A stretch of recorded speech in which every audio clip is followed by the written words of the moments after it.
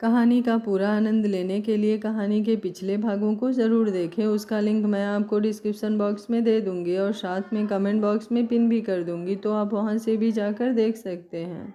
अच्छा, वक्त कितनी जल्दी बीत जाता है ना, और बुरे वक्त में हमारे लिए पल जैसे थम सा जाता है। दीप्ति जो अधूरी दुल्हन एक बार बन चुकी थी किसी और की, सारी रस्में भी हुई थी, लेकिन उसके नसीब में उसके प्यार का साथ लिखा था, तो वो कैसे किसी और की हो जाती। जब उसे मौलिक के नाम की हल्दी उसकी मेहंदी लगी थी, तब वो बस एक मशीन की तरह सबकी बातें मान रही थी और हर रस्म किए जा रही थी। लेकिन अब वो हर एक पल को खुलकर जी रही थी। दीप्ति और जिज्ञासा दोनों की हल्दी, मेहंदी, संगीत सब हो चुका था। आज उनके प्यार के हाथों उनके नाम के सिंदूर जब मांग में पड़े तो जैसे लगा कि वो पूर्ण हो चुकी हो।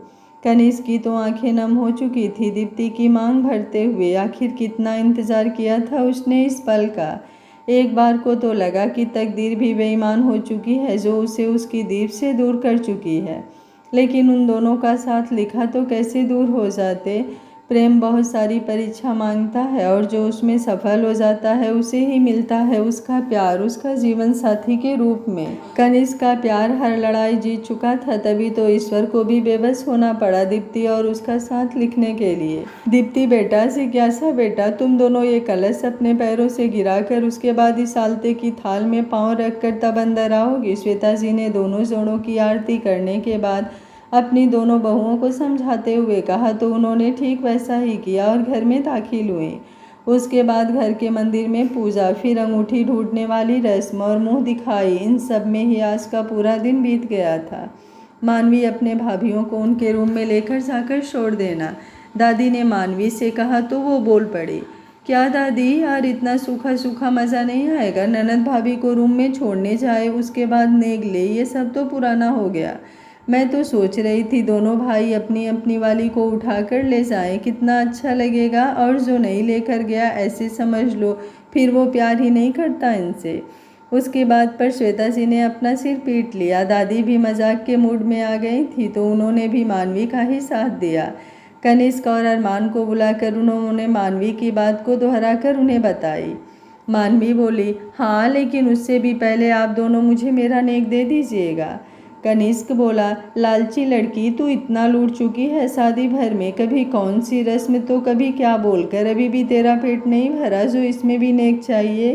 भाई, वो मुंह बनाते हुए अरमान को देखकर बोली, क्या चाहिए मेरी बच्ची को, बोल। अरमान ने प्यार से पूछा, तो उसने अरमान और कनिष्क दोनों का वॉलेट मांगा और उसमें जितने भी कैश थे सब लेकर उन्हें वॉलेट वापस पकड़ा दिया।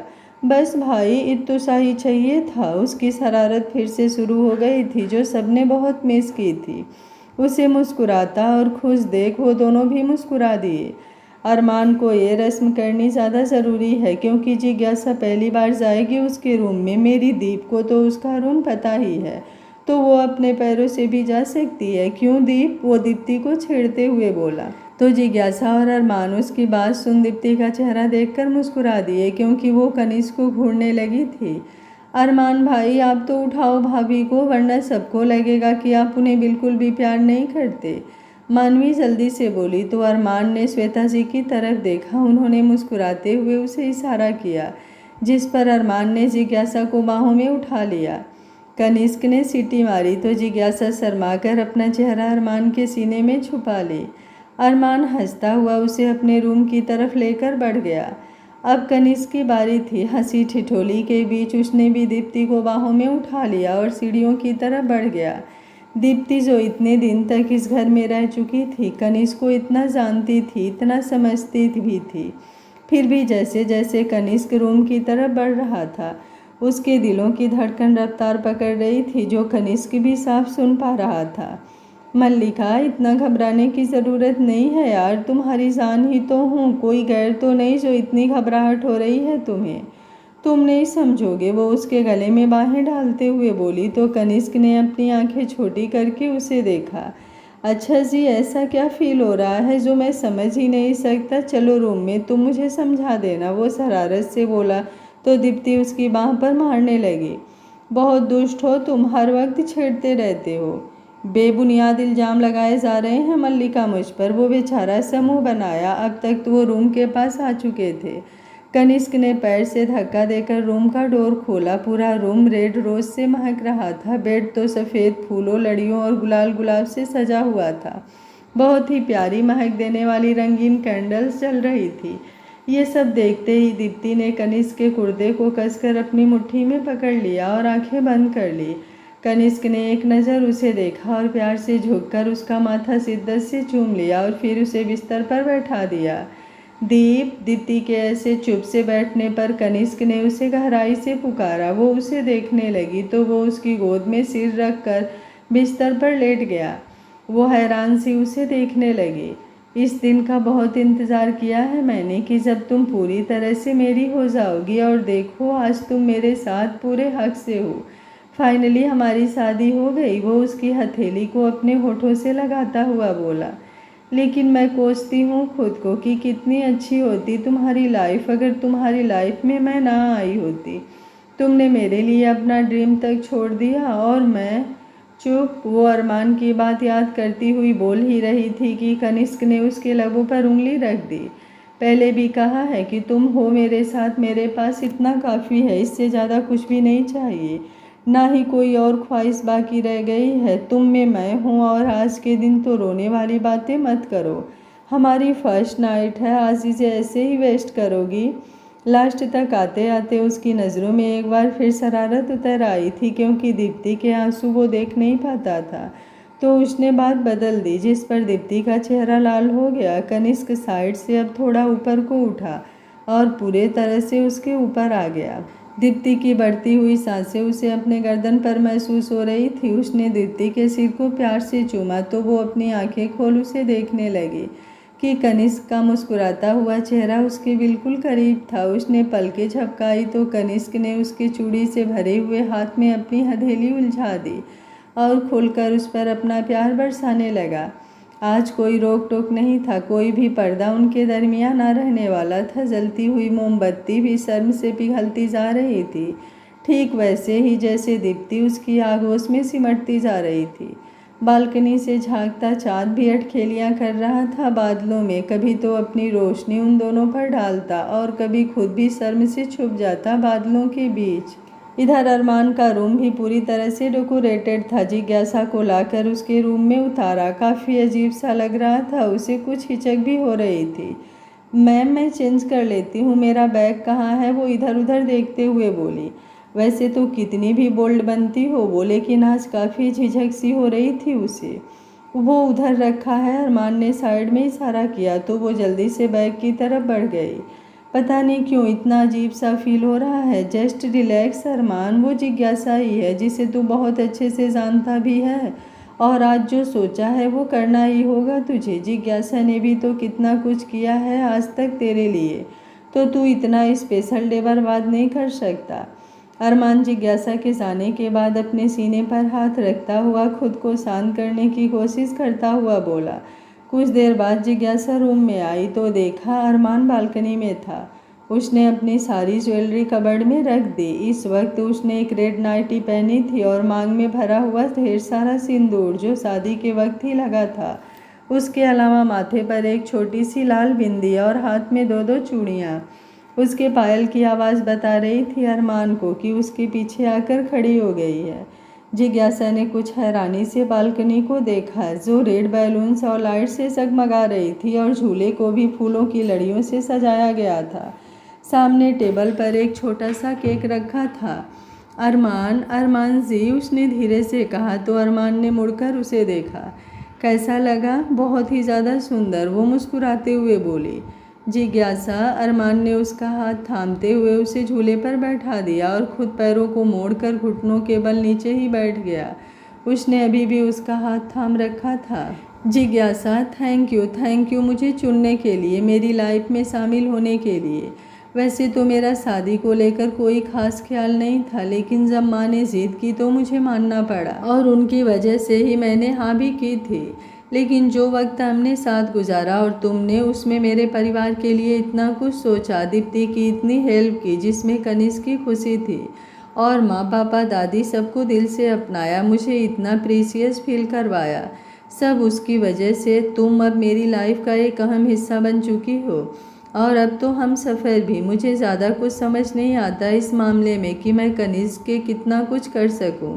फिर भी मैं तुमसे वादा करता हूं कि हमेशा तुम्हारा साथ दूंगा, तुम्हारे कदम से कदम मिलाकर चलने की कोशिश करूंगा। बस तुम इस परिवार से जुड़कर रहना, क्योंकि ये लोग ही मेरी दुनिया हैं। आई लव यू, वो एक ही सांस में सब बोल गया था और अब जिज्ञासा को देखने लगा। जिज्ञासा की हंसी छूट गई। So sweet of you my cutie pie. वैसे ये स्पीच कब याद की थी आपने? जिज्ञासा ने प्यार से उसके गाल खींचते हुए कहा। उसे हंसता हुआ देखकर और उसके ये कहने पर अरमान नाराजगी के साथ जिज्ञासा का हाथ छोड़ा और उठकर खड़ा हो गया। आई एम सॉरी, मैंने बस ऐसे ही कह दिया। I love you too. वो उसके उठते हुए उसके सीने से लग गई तो अरमान के हंसने की आवाज़ उसे सुनाई पड़ी।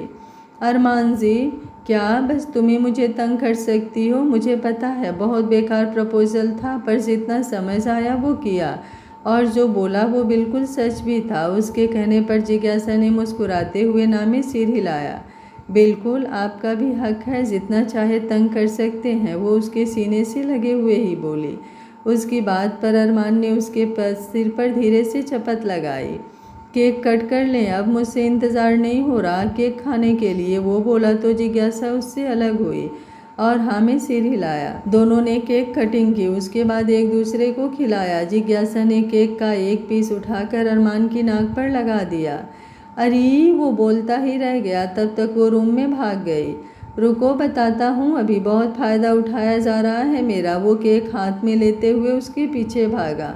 No no Arman ji please. उसे जब लगा कि अब वो नहीं बच सकती उससे, तो वो मासूमियत से इनकार करने लगी। अरमान ने केक एक साइड में रख दिया और आगे बढ़ा कि पैर बेड में अटक गया और वो जिज्ञासा के ऊपर ही आ गिरा। जिज्ञासा जो बैठी थी वो बिस्तर पर अब लेट चुकी थी उसके गिरने से, और अरमान उसके ऊपर था। उसके लब जिज्ञासा के लबों को छू रहे थे। वो हड़बड़ाहट में उठने लगा और जिज्ञासा भी कि एक साथ फिर गिर पड़े। आराम से, मैं उठता हूँ पहले, उसने कहा और करवट लेकर बगल में लेट गया। जिज्ञासा ने उसे एक नज़र देखा। सो जाओ, शादी की रस्मों में थक चुकी होगी। वो उसके कुछ कहने से पहले ही बोल उठा और उससे कुछ दूर खिसक कर अपनी आंखों पर हाथ मोड़कर रखता हुआ आंखें बंद कर लिया। तो हनीमून पर कहाँ जाने का सोचा? जिज्ञासा के कहते हुए अरमान ने उसे चौंक कर देखा। कैसी लड़की थी ये, बिल्कुल भी झिझकती ही नहीं, कुछ भी बोल जाती थी। ऐसे कौन पूछ लेता सामने से, लेकिन वो तो जिज्ञासा थी। चुप कहाँ रह सकती थी, उसके करीब खिसक आई थी वो। चुपचाप से सो जाओ, जहाँ जाना हो, जो करना हो बाद में करना, वो धीरे से बोला तो जिज्ञासा ने मुस्कुराते हुए उसके गाल पर अपने होठ रख दिए। Good night and I love you so much. वो उस पर अपनी बाहें कसते हुए उसकी कमर से लिपट गई। अरमान हल्का सा मुस्कुराया और बिना किसी हरकत के वापस से आंखें बंद कर ली। इधर रात के 2 बजे दीप्ति कनिष्क की बाहों में लेटी थी, ब्लैंकेट में लिपटी हुई। मुझे अब सोना है, बहुत परेशान कर चुके हो तुम, वो धीमे से बोली तो कनिष्क ने पलटते हुए उसे अपने ऊपर ले लिया। सही में बहुत थक गया है मेरा बच्चा। वो मुश्किल से अपनी आंखें खोलती हुई उसके खुले सीने पर सिर रख ले। 15 दिन दूर रहा तुमसे और तुम इतनी जल्दी ही सो रही हो? वो उसके बालों को गर्दन से हटाकर एक और करते हुए धीमे से फुसफुसाते हुए बोला। दीप्ति ने अपना चेहरा ऊपर उठाते हुए उसके लबों को एक दबाव के साथ चूम लिया। मैं मना नहीं करूँगी कभी भी, ना अभी ही कर रही हूँ। तुमने जितना कुछ किया है मेरे लिए और जितनी परीक्षाएं हमारे नसीब में आई हैं, उसके बाद मुझे एक पल भी तुमसे दूर नहीं होना। मैं नहीं चाहती कि अब कोई भी हमारे बीच आए, हमारे रिश्ते में कुछ भी गलत हो, किसी की नज़र लगे, उसकी आंखें बह आएं। जो हो गया उसे जाने दो, अब तो साथ हैं ना हम। और दीप, जब तक पुरानी बातों को नहीं भूलेंगे, हम दिल से इस रिश्ते को भी नहीं संवार पाएंगे। अब तो हमारा रिश्ता और भी मजबूत हो गया है ना, तो फिर पुराना कुछ याद करके उदास होने डरने से अच्छा है कि हम अपने इस नए रिश्ते को जी भर कर जिए, इसे अपने प्यार से महका दे। कोई भी कितनी भी बड़ी परेशानी आ जाए, हम साथ मिलकर उसका सामना करेंगे, वो उसे समझाते हुए बोला और उसकी आंखें साफ की। दीप्ति ने हाँ में सिर हिलाया और उससे लिपट गई। बहुत जल्दी ही सो गई वो, पर कनिष्क नहीं सो पाया था। वो उसे जी भर कर अपनी नज़रों में सुकून से सोते हुए देख रहा था। उसे भरोसा नहीं हो रहा था कि अब उसकी हर सुबह ऐसी ही होगी, जब उसकी दीप उसकी बाहों में होगी, उसके नज़रों के सामने। उसने प्यार से दीप्ति का माथा चूमा। सुबह के 5 बज गए थे। अब उसने धीरे से दीप्ति को खुद से अलग करके लिटाया और अपने कपड़े पहनकर बालकनी में आ खड़ा हुआ। जिज्ञासा सुबह रेडी होकर अरमान को देखने लगी, जो कबर्ड से कपड़े निकाल रहा था। मैं नीचे जाऊं सबके पास? आपको क्या पसंद है ब्रेकफास्ट में? मैं वही बना दूंगी। और माँ को क्या पसंद है सबके बारे में बताओ ना, वो अरमान के पास आकर बोली। माँ और मानवी को गोभी के पराठे दही के साथ बहुत पसंद है, और दादी को खीर। वो अपने कपड़े लेकर बाथरूम को जाने लगा। और आपको अपना तो बताया ही नहीं। मैं कुछ भी खा लूँगा, कहकर वो चला गया तो जिज्ञासा ने कमर पर हाथ रखकर दरवाजे को घूरा। मिस्टर अनरोमांटिक को किसी बात की समझ ही नहीं है। वैसे तो बहुत बोल लेते हैं, पर अपनी पसंद तक नहीं बताई जाती। कुछ भी खा लेंगे। एक तो इनके लिए इतने अच्छे से रेडी हुई, और ये इन्होंने ज़रा सी तारीफ भी नहीं की। वो बोली, फिर खुद की हरकत पर ही हंस पड़ी और रूम से निकल गई। वो बाहर आई तो दादी सोफे पर बैठी थी। उसने उनके पैर छुए, फिर विवेक जी का भी आशीर्वाद लिया और मंदिर की तरफ बढ़ गई, जहाँ श्वेता जी थी। गुड मॉर्निंग माँ, उसने कहा तो उन्होंने सिर हिलाया और उसे प्रसाद दिया। अरमान कहाँ रह गया? सो रहा है क्या अभी? नहीं माँ, उठ गए हैं, वो शावर ले रहे हैं। अच्छा माँ, आप बता दीजिए क्या करना है, मैं करती हूँ। कुछ ब्रेकफास्ट बना दूँ? रसोई पूजन तो तुम्हें और दीप्ति दोनों को करना था, पर अभी तक वो आई ही नहीं। एक काम करो, तुम जाकर पहले उसे देख लो। उठ गई होगी तो कह देना जल्दी तैयार हो जाए। जी माँ। वो ऊपर कनिष्क के रूम में आई। कनिष्क जस्ट वहाँ से निकल ही रहा था। जिज्ञासा को देखकर वो रुक गया और डोर लगाते हुए उसके सामने खड़ा हुआ। Good morning. गुड मॉर्निंग भाभी जी, काफ़ी जल्दी हो गई आपकी सुबह। लगता है रात भर सोई नहीं। मेरी रात और नींद तो ठीक ठाक ही गई, पर लगता है आपने खूब इंजॉय किया, जो अभी भी आपकी आंखों में नींद भरी हुई है। और मेरी बहन को थोड़ा सा ज्ञान दे दिया कीजिए कि ये लव बाइट ऐसे ना दिया करे कि सबकी नज़रों में चढ़ जाए। बोलने में तो वो वैसे ही बेबाक थी, और कनिष्क के छेड़ने पर वो कहाँ पीछे रहने वाली थी। लगे हाथे वो भी बोल पड़ी और कनिष्क की टी शर्ट का एक बटन लगा दी, जिससे वो काफ़ी छेप सा गया और अपनी आंखें भींच ली। और जिज्ञासा खिलखिलाकर हंस पड़ी। अच्छा सुनिए, वो दीप्ति उठ गई क्या? माँ ने कहा है कि मैं उसे बुला दूँ। मैं बुला कर लाता हूँ। ओके, कहकर वो चली गई। अरमान बेटा, ये आग का गोला मिला है तुझे? अच्छा हुआ, मेरी दीप ऐसी नहीं है, वो बड़बड़ाते हुए बोला और रूम में आया। नज़र सामने बिस्तर पर सुकून से सोती अपनी मल्लिका पर चली गई। उसने ब्लैंकेट के ऊपर से ही उसे दबोच लिया और उसके पूरे चेहरे को चूमने लगा। सोने दो ना, तंग मत करो, वो अलसाई सी कुनमुनाकर बोली। जान, उठ भी जाओ। वैसे तो मैं नहीं उठाता, लेकिन 10 बजने वाले हैं और माँ का ऑर्डर है कि तुम्हें नीचे जाना है। वो उसकी नाक से अपनी राख रगड़ते हुए बोला, जिस पर दीप्ति ने झट से आंखें खोल दी। 10 बज गए, वो हड़बड़ाकर बोली, और कनिष्क को बगल में धक्का दे दिया और उठने लगी। कनिष्क ने उसे उठाया और वॉशरूम में ले जाकर उतारा। यहाँ बाथरोब रखा है, वो पहन लेना नहाकर, फिर जो कंफर्टेबल लगे वो पहन लेना। ओके, उसने प्यार से कहा तो वो मुस्कुराकर पलकें झपकाई। कोई प्रॉब्लम तो नहीं हो रही ना? पेन? नहीं, मैं ठीक हूँ, तुम जाओ अब। क्यों? मैं तो हेल्प। तुम अब बाहर जाओ, वही सबसे बड़ी हेल्प होगी, वरना मुझे और देरी होगी। जाओ ना प्लीज़। जो हुक्म मल्लिका, वो अदा के साथ सिर झुकाकर बोला और डोर बंद करके चला गया। दीप्ति के लबों पर मुस्कुराहट आ गई।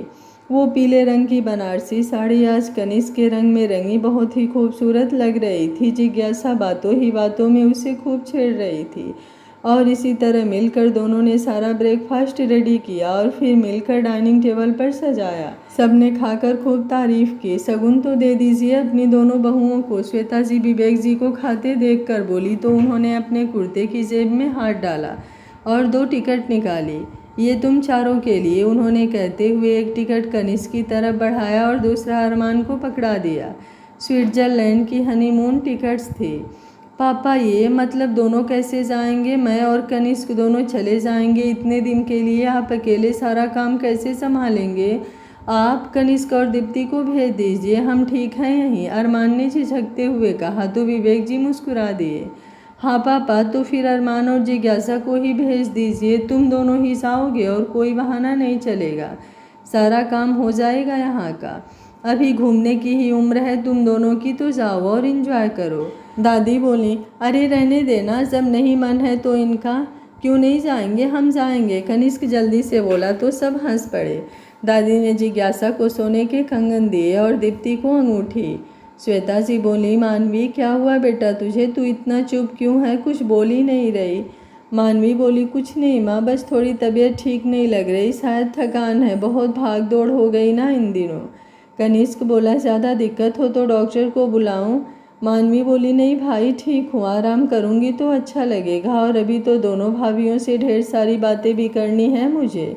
जिज्ञासा बोली, क्यों नहीं, दीप्ति से तो इतनी अच्छी दोस्ती कर ली है तुमने, और मुझसे ज़्यादा कुछ कहती भी नहीं। दीप्ति बोली, मानवी कोई जल रहा है ना। मानवी मुस्कुराते हुए बोली, जिज्ञासा भाभी आप तो मेरे फेवरेट वाले भाई की वाइफ हो, आपको कैसे अलग कर सकती हूँ, बस दीप्ति भाभी पहले से ही मेरे साथ है तो उनसे ज़्यादा गहरा बॉन्ड बन गया है। जिज्ञासा बोली, अच्छा है, आज घर में बस खुशियाँ ही थी। दादी मन ही मन ईश्वर का धन्यवाद कर रही थी कि सब कुछ इतने अच्छे से निपट गया, और मानवी भी बिल्कुल ठीक हो गई, फिर से सबसे बातें करने लगी है। आप दोनों भटकना भी मत मेरी भाभीयों के पास, आज का पूरा दिन मुझे उनके साथ स्पेंड करना है, और शादी के सारे गिफ्ट्स भी ओपन करेंगे हम मिलकर। ब्रेकफास्ट के बाद मानवी अरमान और कनिष्क को देखते हुए धमकी भरे अंदाज में बोली, बिल्कुल स्पेंड कर फुल टाइम, और मुझे तो ऑफिस ही जाना है कुछ काम से। अरमान मुस्कुराते हुए बोला और रूम की तरफ बढ़ गया और अपना लैपटॉप लेने। जाना तो मुझे भी है, कनिष्क बेचारा समूह बनाकर बोला तो दीप्ति उसका चेहरा देख हंस पड़ी। जल्दी आऊँगा, इंतज़ार करना मेरा, और फिर जाने से पहले कितनी शॉपिंग भी तो करनी होगी, आज तो मेरा मन भी नहीं लगेगा काम में, कल की ही याद आएगी। कनिष्क धीमे से दीप्ति के कान में फुसफुसाया तो उसके गाल दहक उठे। उसने धीरे से उसके पेट में कोहनी मारी, वो हंसता हुआ उससे दूर हो अरमान के साथ चला गया। कुछ समझ ही नहीं आ रहा कि आखिर हो क्या रहा है। उन्होंने कहा कि वो मुझसे प्यार करते हैं, फिर भी मेरे ज़रा भी करीब नहीं आए। आज सुबह भी ज़्यादा कुछ बात नहीं की, क्या वो नाराज़ हैं, मैंने जो कल उनके प्रपोजल पर हंस दिया था। जिज्ञासा के मन में आज यही उधेड़बुन चल रही थी कब से। अरे बड़ी बहू, कहाँ ध्यान है तेरा, कब से खोई खोई सी लग रही है, घर की याद आ रही है क्या, दादी जिज्ञासा से बोल पड़े। जिज्ञासा सबको शाम की चाय देकर अभी उनके साथ ही बैठी थी। दादी, मुझे तो लग रहा मेरी बहना अरमान के ख्यालों में गुम है। क्यों जिज्ञासा, दीप्ति ने मुस्कुराते हुए पूछा तो वो हल्का सा मुस्कुरा दी। नहीं कुछ नहीं, बस ऐसे ही कुछ सोच रही थी, वो बोली। जाओ आराम कर लो थोड़ी देर, सुबह से यहीं सबके साथ लगी हुई हो और जल्दी उठ भी गई थी। श्वेता जी ने उसके सिर पर हाथ फेरते हुए कहा। नहीं माँ, ठीक है ऐसे ही। क्या ठीक है, मुझे भी तुम्हारा चेहरा मुरझाया सा लग रहा है, चलो मेरे साथ तुम, दीप्ति बोली और जिज्ञासा का हाथ पकड़कर उसे अपने रूम में ही ले आई। दीप्ति, यहाँ क्यों लाई हो, तुम लेट जाओ ना, मुझे बस ऐसे ही कुछ टेंशन हो रही थी इसलिए ही, उसने कहा तो दीप्ति उसे बेड पर बैठाई और एक गिलास पानी पीने को कहा। जिज्ञासा ने पानी पीते हुए उसके रूम का मुआयना किया। पूरे रूम में ज़्यादातर दीप्ति की ही फोटोज लगी थी, कुछ शादी की रस्मों की थी, कुछ पहले की थी जिसमें कनिष्क और दीप्ति साथ थे। ये पहले नहीं था, कल ही पता नहीं कब किया उसने, पूरा रूम ही भर डाला पिक्चर से। बहुत शौक है फोटोज़ का कनिष्क को। जिज्ञासा को देखता पाकर दीप्ति बोली तो वो मुस्कुराई। बहुत अच्छा लग रहा है, उसने कहा। दीप्ति, जिज्ञासा क्या हुआ? दीप्ति बोली, जिज्ञासा क्या हुआ, कोई बात है क्या, किसी की कुछ कहना बुरा लगा या अरमान से कोई बात हुई जो अपसेट दिख रही हो मुझे, और झूठ तो बोलना भी मत, बहन कहती हो मुझे और मुझसे भी अपने मन की बात नहीं बोलोगी? उसके ऐसे पूछने पर जिज्ञासा की आंखें झिलमिला उठी और उसने दीप्ति को अपने मन में चल रही बातें बताई। दीप्ति बोली, बेवकूफ़ लड़की, जिज्ञासा की आंखों के कोर साफ करते हुए। ऐसा कुछ भी नहीं है, जितना मैं अरमान को जानती हूँ वो ऐसी बात पर कभी नाराज़ नहीं होगा, और तुम खुद इतनी प्यारी सी हो, तुमसे कोई नाराज़ हो भी कैसे सकता है, रोते हुए बहुत गंदी लगती हो। भूल से भी अरमान के सामने मत रोना। उसने ये बात जिज्ञासा को हंसाने के लिए बोली थी। उसकी बात सुन वो थोड़ा सा मुस्कुराई भी। देखो जिज्ञासा, मैं मानती हूँ कि हर लड़की के बहुत सारे ख्वाब होते हैं और अपने पति को लेकर, अपनी फर्स्ट नाइट को लेकर भी बहुत सारी इच्छाएं होती हैं। अरमान बहुत अच्छा है और उसने खुद कहा भी तुमसे कि वो तुम्हें पसंद करता है, तुमसे प्यार करता है। थोड़ा अजीब लगता है उसे ये सब। कनिष्क ने मुझे बताया था कि वो हमेशा स्कूल कॉलेज में भी वो लड़कियों से काफ़ी दूर ही रहता था और शादी भी तो नहीं करना चाहता था वो, लेकिन फिर सबके कहने पर की और अपनी तरफ से पूरी कोशिश भी कर रहा है वो। शायद इन्हीं वजहों से उसे थोड़ा सा टाइम चाहिए। और भूलो मत, अभी हनीमून बाकी है, इतनी जल्दी परेशान ना हुआ करो। क्या पता वो कुछ अलग ही प्लान कर रहे हों। जिज्ञासा उसकी लास्ट बात पर हंस पड़ी। जहां अरमान दीप्ति को समझाता था, उसका साथ देता था, वहीं उसी तरह का रिश्ता जिज्ञासा और दीप्ति के बीच हो चुका था इन दिनों में। जिज्ञासा, जिज्ञासा कहाँ हो यार? वो अभी आपस में बातें कर ही रही थी कि अरमान की आवाज़ उन्हें सुनाई पड़ी। ये देखो, तुम्हें लग रहा कि तुम्हें टाइम नहीं दे रहे, तुमसे रूठे हैं। और आते ही आवाज़ लगानी शुरू कर दी। दीप्ति ने कहा तो जिज्ञासा मुस्कुराती हुई उसके रूम से बाहर निकली। अरमान उसे ढूंढता हुआ वहीं आ रहा था। यहीं हूँ, इतना क्यों चिल्ला रहे हैं आप? वो उसके पास आते हुए बोली। मैं चिल्ला रहा हूँ? माँ ने कहा कि तुम कुछ परेशान हो और काफ़ी चुप भी, तो मुझे लगा क्या हो गया, सुबह तक तो ठीक थी, तो वही तुम्हें देखने रूम में गया, वहाँ नहीं थी, फिर बुलाने लगा। तबीयत ठीक नहीं है क्या? ठीक है, बस यूं ही थोड़ा सा सिर दर्द था, अब ठीक है। अच्छा, आराम कर लो, कुछ देर में मैं चाय लेकर आता हूँ, वो पीना, बेहतर महसूस करोगी, वो बोला। उसे अपनी फिक्र करता देख जिज्ञासा को बहुत अच्छा लग रहा था। उसने अरमान का हाथ पकड़ते हुए ना में सिर हिलाया। नहीं, परेशान मत होइए, अभी कुछ देर पहले ही मैंने सबके साथ बैठकर चाय पिया है। थोड़ा सा ऐसे ही सिर दर्द हो रहा था, अब ठीक है। आराम कर लो, अच्छा लगेगा, वो बोला। बातें करते हुए दोनों अपने रूम में आ चुके थे। अरमान ने अपना कोट उतारा, तब तक जिज्ञासा उसके करीब आकर उसकी टाई खोलने लगी, जिससे अरमान थोड़ा सा मुस्कुराया। अपने काम खुद ही करने की आदत है मुझे, और आप आदत खराब करने पर तुली हुई हैं, वो अपना हाथ पीछे करता हुआ बोला। तो जिज्ञासा कुछ नहीं बोली। टाई खोलकर पीछे हटने लगी कि अरमान ने उसे पकड़ लिया। शर्ट भी निकालनी है, वो बोला तो जिज्ञासा की सांसें कुछ तेज हुई। वो उसे देखने लगी। मेरी बोल्ड बीवी से नहीं होगा क्या ये? वो मजाक करता हुआ बोला और जैसे ही शर्ट के बटन खोलने को हाथ बढ़ाए, जिज्ञासा ने उसकी तरफ कदम बढ़ाकर उसके हाथ हटा दिए। जिज्ञासा, अरमान यदुवंशी नाम है मेरा, और ऐसा कोई काम नहीं जो मैं ना कर सकूं, वो पूरे विश्वास के साथ बोली और उसकी शर्ट के बटन खोलने लगे। अरमान ने उसे तो बोल दिया था, पर अब अपने खुले बदन पर बार बार जिज्ञासा का स्पर्श उसे बेचैन सा कर रहा था। उसने अपने एक हाथ से जिज्ञासा की कमर को पकड़ा और करीब कर लिया। जिज्ञासा उसकी शर्ट निकाल चुकी थी। अब तक अरमान का हाथ अपनी कमर पर महसूस कर उसने अरमान की तरफ नजरें उठाई। अरमान ने अब उसके गाल पर गहराई के साथ अपने जलते हुए होठ रख दिए। जिज्ञासा के हाथ अनायास ही उसके खुले कंधे पर आ ठहरे और धड़कनों ने कुछ तेज रफ्तार पकड़ ली। इसके स्पर्श को अपने भीतर तक उतारती वो आंखें मूंद चुकी थी। उसके होठ अब गालों से सरकते हुए नीचे गले तक आ गए थे। जिज्ञासा की आंखें कुछ नम सी हो उठी उसे महसूस करके। वो कितना घबरा गई थी कि अरमान को क्या हो गया जो वो ऐसे उससे दूर है, लेकिन अब उसका स्पर्श उसे सुकून महसूस करा रहा था। वो आगे बढ़ता ही उससे पहले ही जिज्ञासा का फ़ोन बज उठा। एक झटके में वो उसे छोड़कर पीछे हट गया। जिज्ञासा ने भी दूसरी तरफ जाकर अपना फ़ोन उठाया और अपने सीने पर हाथ रखकर खुद को नॉर्मल करते हुए कॉल रिसीव की, जो कि उसकी मम्मी की थी। अगले दिन वो चारों स्विट्ज़रलैंड के लिए निकल गए थे, अपने हनीमून के लिए। एयरपोर्ट पर कैब बुक थी, वहाँ से सीधे होटल गए। भाई, मैं तो बहुत ज़्यादा थक गया हूँ, अब सोने जा रहा हूँ, बाद में मिलते हैं, कनिष्क अपने रूम की चाबी लेता हुआ बोला। आराम ही करना लेकिन, जिज्ञासा शरारत से बोली। अरमान, बच के रहियो, मुझे तो आज जिज्ञासा मैडम के ही इरादे ठीक नहीं लग रहे हैं। रुको, अभी बताती हूँ। वो उसे मारने को हुई कि अरमान ने उस पर अपनी बाजुएं लपेट दी। अरे बस कहीं भी मत शुरू हो जाया करो, अब चलो रूम में तुम दोनों भी जाओ, वो बैग उठाते हुए बोला। तो दीप्ति ने हाँ में सिर हिलाया। वो अपने रूम में आए। दीप्ति ने डोर बंद किया और बैग खोलने को हुई कि कनिष्क ने उसे बाहों में उठा लिया। क्या कर रहे हो, चेंज तो करने दो। नहीं, चलकर सो जाओ, मुझे भी बहुत नींद आ रही है। तो तुम लेट जाओ ना, मैं बस चेंज करके आई। नहीं, तुम्हारे बिना नींद नहीं आएगी मुझे, वो बिस्तर पर लिटाते हुए बोला और खुद भी लेट गया। दीप्ति ने मुस्कुराते हुए उसकी तरफ करवट लिया और उसके होठों को छू लिया।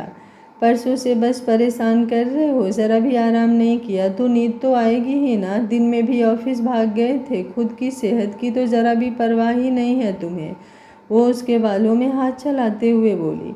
कनिष्क कसमसाकर उसके सीने पर सिर रख लिया और उसकी गर्दन के पास चूमते हुए बोला, उसके लिए तुम हो ना, और अभी थोड़ा सा सो जाऊंगा, तभी तो रात में फ्रेश फील होगा और अपनी दीप को ढेर सारा प्यार कर सकूंगा। उसके इतना कहते ही दीप्ति के गाल लाल हो गए।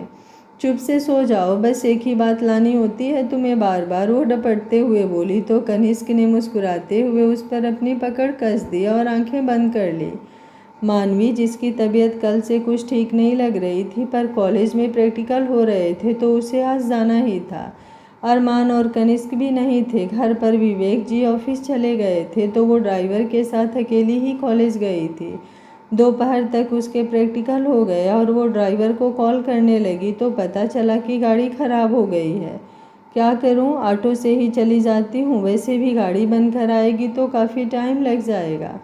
पापा को भी कॉल नहीं कर सकती, बिजी होंगे, वो मन ही मन बोली और कॉलेज से बाहर आकर सड़क पर ऑटो रुकवाने लगी, पर कोई भी रुक ही नहीं रहा था। एक खाली ऑटो उसे कुछ दूर पर खड़ा दिखा तो वो उस तरफ बढ़ गई, लेकिन सिर एकदम से चकराने की वजह से वो वहीं पर बेहोश होकर गिर गई। आगे क्या होगा इस कहानी में जानने के लिए देखते रहिए कहानी का अगला भाग। आज का पार्ट आपको कैसा लगा कमेंट बॉक्स में अपनी राय ज़रूर दीजिएगा। उम्मीद करती हूँ कहानी आप लोगों को पसंद आ रही होगी। वीडियो पसंद आ रहा है तो लाइक शेयर एंड चैनल को सब्सक्राइब कर लीजिएगा।